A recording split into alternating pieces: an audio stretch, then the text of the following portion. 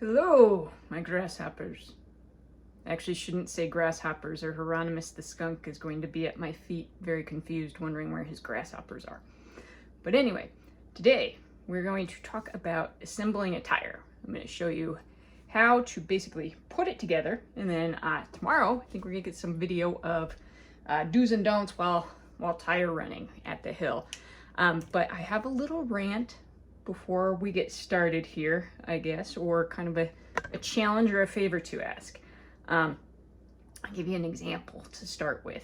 So I got coffee to catch up with a friend at one point, and she was telling me how, it had been over a month since she got these IKEA bookshelves and her husband still hadn't put them together.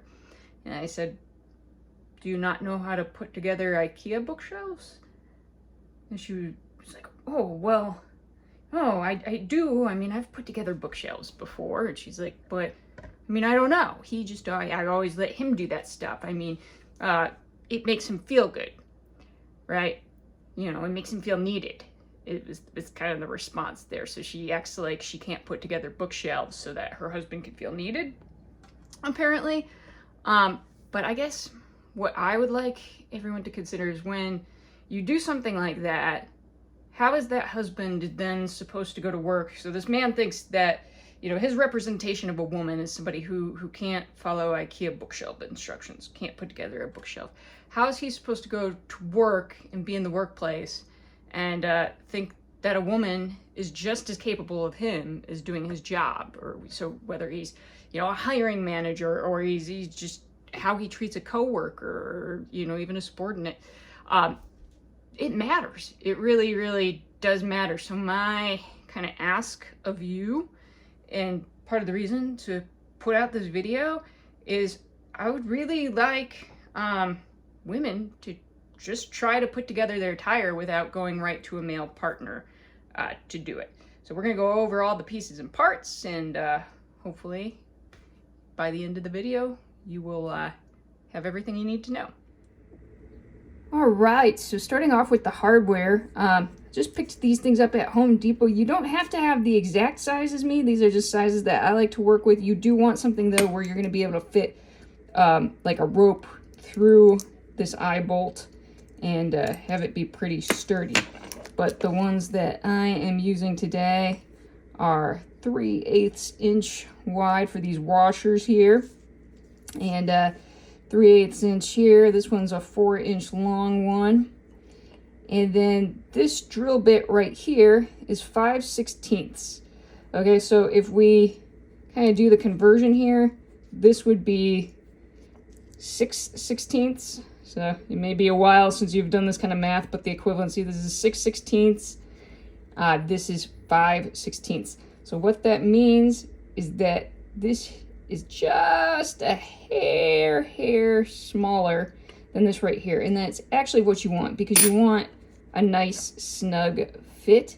Also, it's better to kind of err on the smaller side with the drill bit, because you could always go up a drill bit size and make the hole bigger if you need to. But if you start with too big, you're just going to have to restart another hole, basically. All right, obviously, or not obviously, I guess I shouldn't say obviously. I know sometimes at work they say, obviously, like I've done this career change and have this new career where I'm still learning a whole bunch, and they'll be like, obviously, it's this. And I'm like, oh, yes, of course. Obviously, I knew that.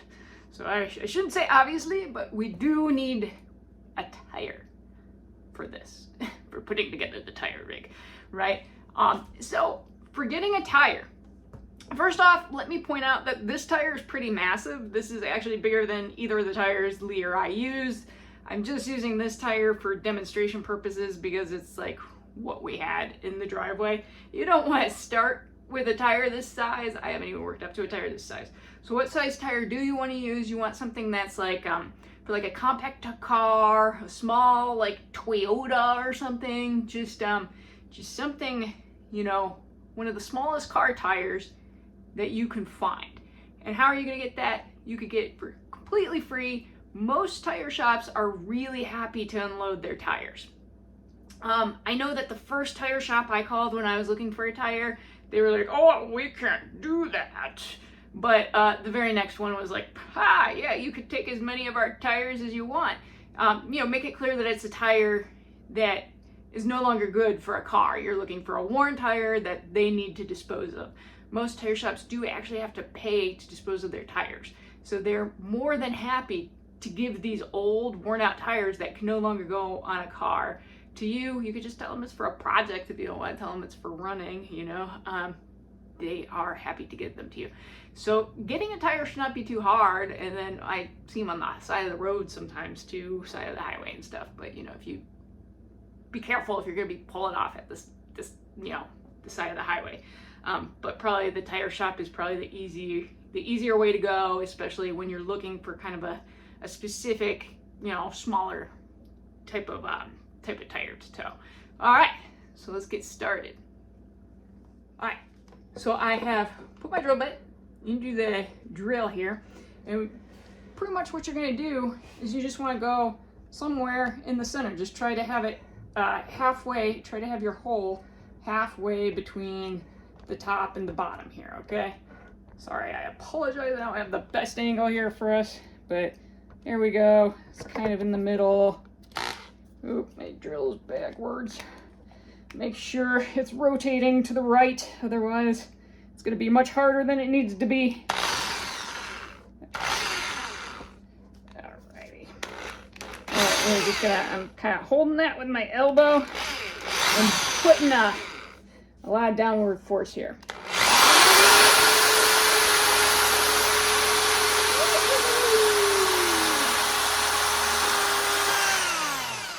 And we're through. Some sparky sparks. This drill bit's a little bit dull, apparently. What I'm going to do is I'm just going to drill a little more. So I see there's some pieces still of the rubber kind of in that hole there, so I'm just going to clear out the hole a little here.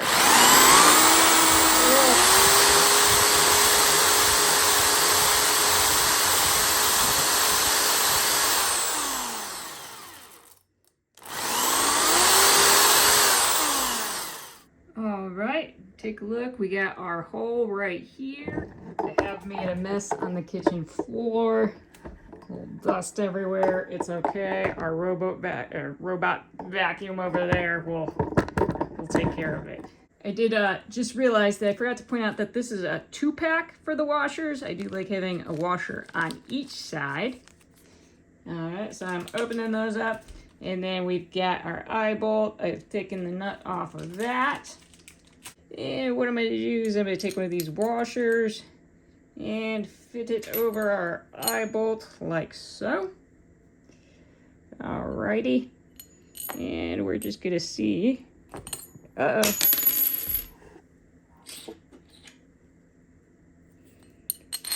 Alright. So we're going to see if we can make that work.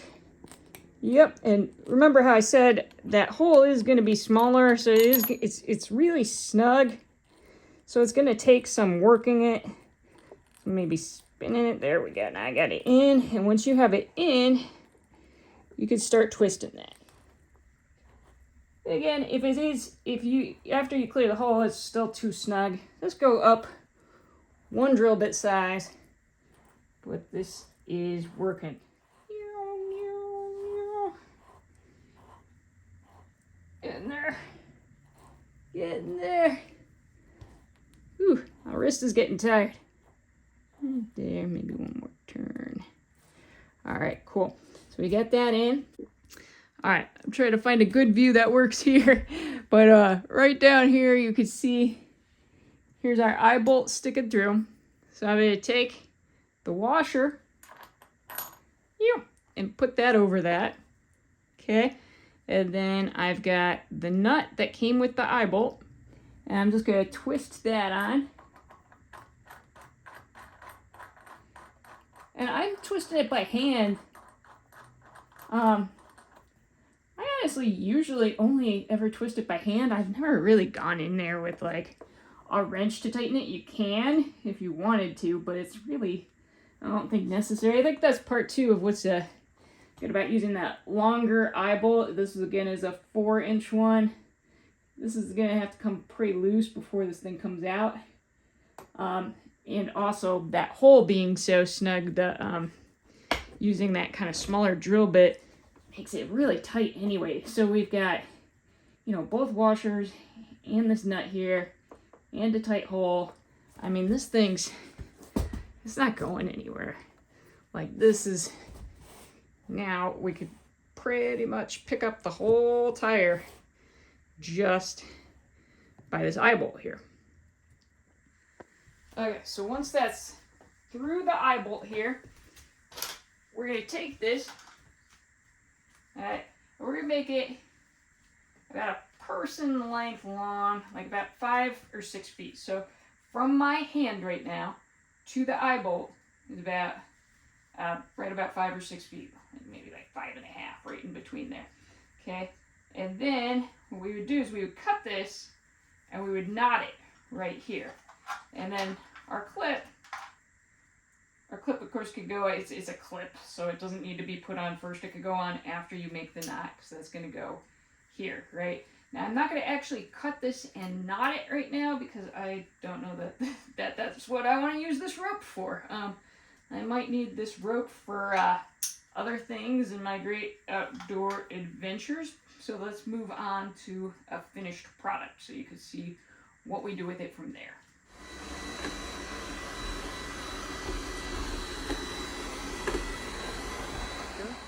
All right, so we had to fast forward into the future because Lee had the tires in her car. So now you can see the finished products here. You can see here's the eyebolt where I put the rope through. All right, that's already been shown. All right, I put the rope through, wrapped around, and then the other end here, you remember the clip we talked about here, little carabiner clip, that is around a weight belt, right? So I put this weight belt around me. It's clipped to the back of the weight belt, and I can show you. Now Lee has actually opted for a different setup. Has hers tied to a backpack here on empty one end. backpack. An empty backpack on one end, and then tied to her eyebolt over there. So she puts on the backpack. This isn't gonna fit over my weight, but or my weight belt there. Okay, so it's like a hiking backpack here. And she puts that on and pulls that way.